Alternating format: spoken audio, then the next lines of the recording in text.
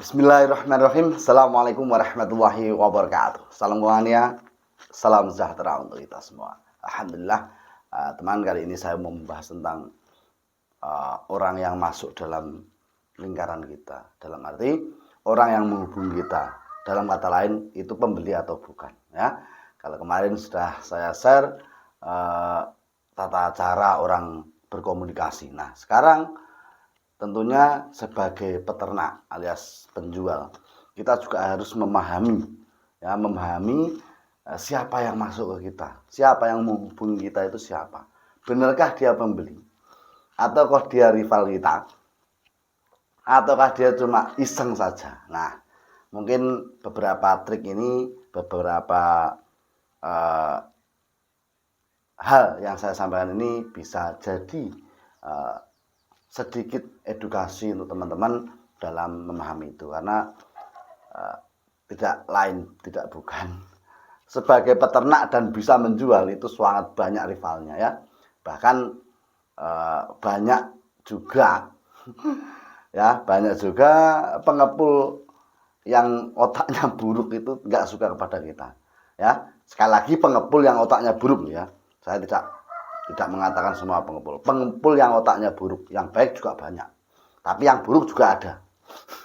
Ya, pengepul yang otaknya buruk itu nggak suka kalau seorang peternak itu bisa ngecer sendiri, bisa jualan sendiri, itu nggak suka. Ya, jadi tugas kita bukan membenci mereka, tapi doakan saja semoga lebih sadar bahwa membenci sama ya, tidak suka kepada membenci sama itu tidak baik ya. Tugas kita apa? Mendoakan saja ya.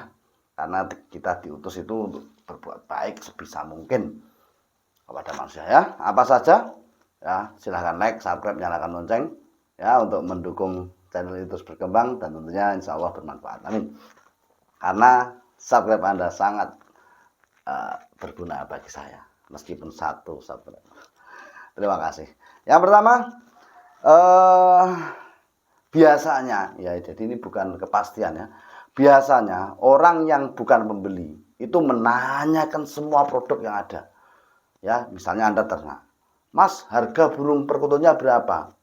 Kalau ditanya, burung apa Mas? Semuanya. Nah, ini tanda-tanda dia bukan pembeli beneran ya, bukan pembeli beneran. Kenapa? Lumrahnya orang, sewajarnya orang itu kalau masuk toko, dia juga akan membeli sesuatu yang dia inginkan. Fokus apa yang mau dibeli. Kalau orang masuk toko, terus dia tanya ke penjual toko, Mas, semua yang di toko ini harganya berapa? Suruh nyebutin satu-satu. Logika masuk nggak? Ya, ini pembeli macam apa? Nah, ini salah satu ciri-ciri yang mungkin ya, jadi tidak kepastian. Mungkin bagi saya 99% bukan pembeli. Makanya hati-hati untuk peternak yang sekaligus jualan seperti saya ya. Saya yakin banyak yang tidak suka kepada saya ya. Banyak sekali, tapi ya biarin saja. Saya nggak ngurusin itu karena itu bukan urusan saya ya. Orang benci saya, itu urusan dia dengan Allah Subhanahu wa taala ya. Urusan saya ya tetap berbuat baik ya, biasa saja ya. Karena kalau kita terpengaruh dengan omongan mereka, kita terpengaruh dengan kejelekan mereka dan kita balas jelek, apa bedanya kita dengan mereka ya? Pokoknya insya Allah terus berusaha berbuat baik sampai ajal menjemput kita. Amin. Saling mendoakan, insya Allah Allah mengabulkan apa yang kita minta. Amin. Yang kedua, tentunya biasanya orang yang bukan penjual itu tidak mau menyebutkan identitasnya asli maupun identitasnya di medsos. Itu biasanya bukan pembeli. Ya, biasanya kalau pembeli asli itu, Mas, saya ini Facebooknya ini, atau tadi yang komen di YouTube Anda, oh tadi yang lihat di TikTok Anda atas nama ini, apalagi screenshot. Nah, ini walaupun nanti dia tidak beli, dia adalah mental pembeli. Ya, sekali lagi, walaupun mereka nanti tidak beli, saya salut dengan orang-orang seperti itu. Ya, dia mentalnya mental bagus. Ya, tidak ada etikat baik kepada kita karena dia memperkenalkan diri secara utuh.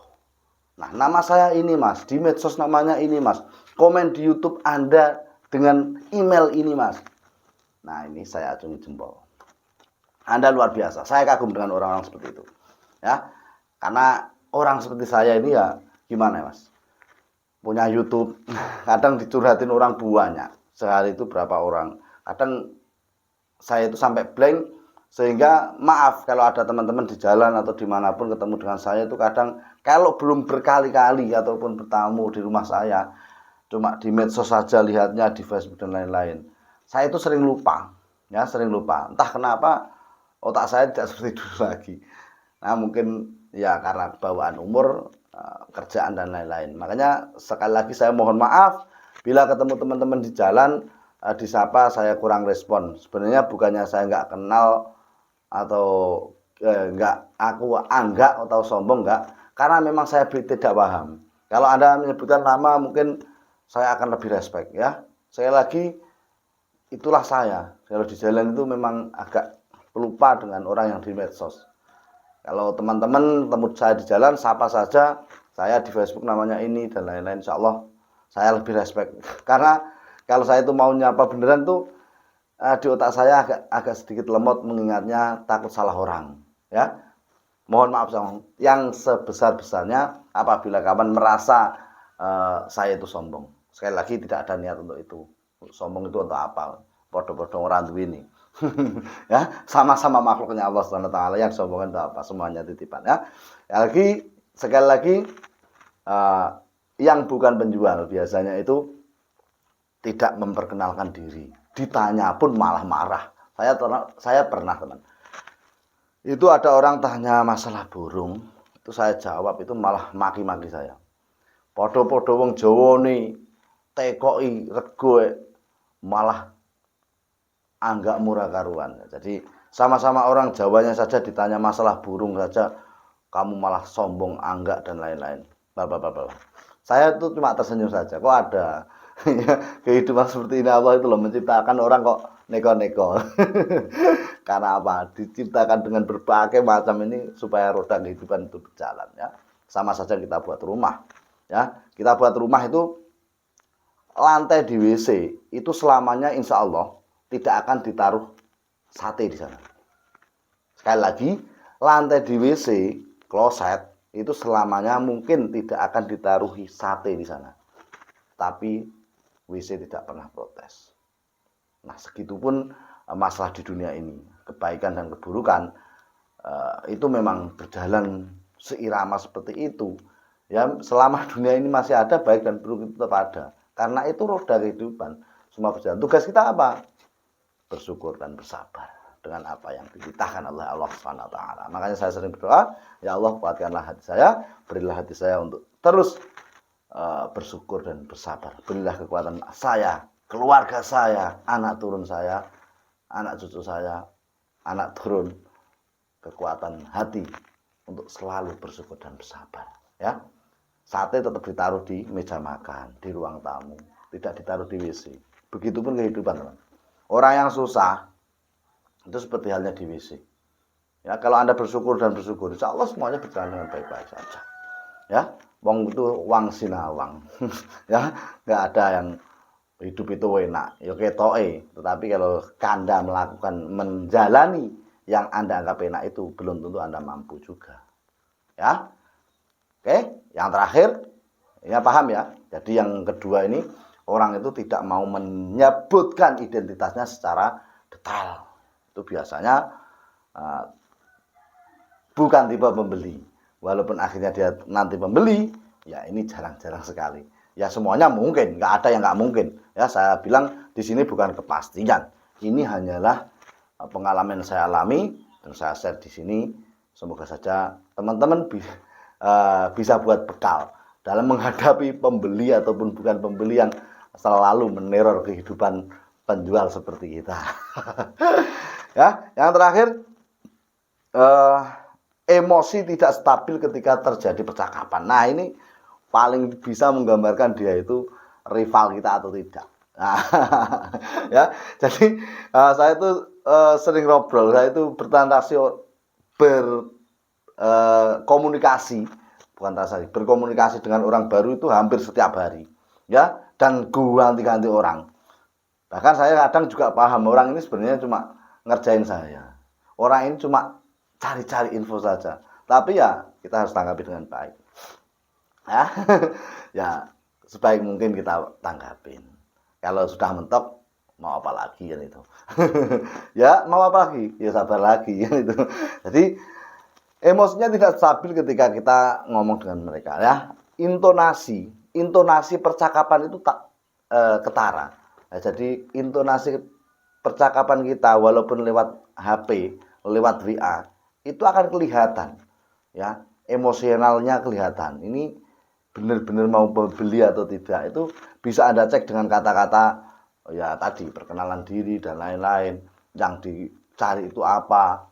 Jangan sebutkan semuanya. Semuanya di sini banyak. Nyebutin satu-satu nanti kita juga akan kewalahan. Jadi yang kamu cari apa, saya kasih tahu. Itu saja. Jadi nanti sedemikian percakapan itu akan kelihatan orang tersebut ya. Jadi ketika tanya ini nggak jadi, tanya ini nggak jadi. Anda yang awal tadi atau jadi deal atau enggak? Kalau dia jawabnya emosi, ya berarti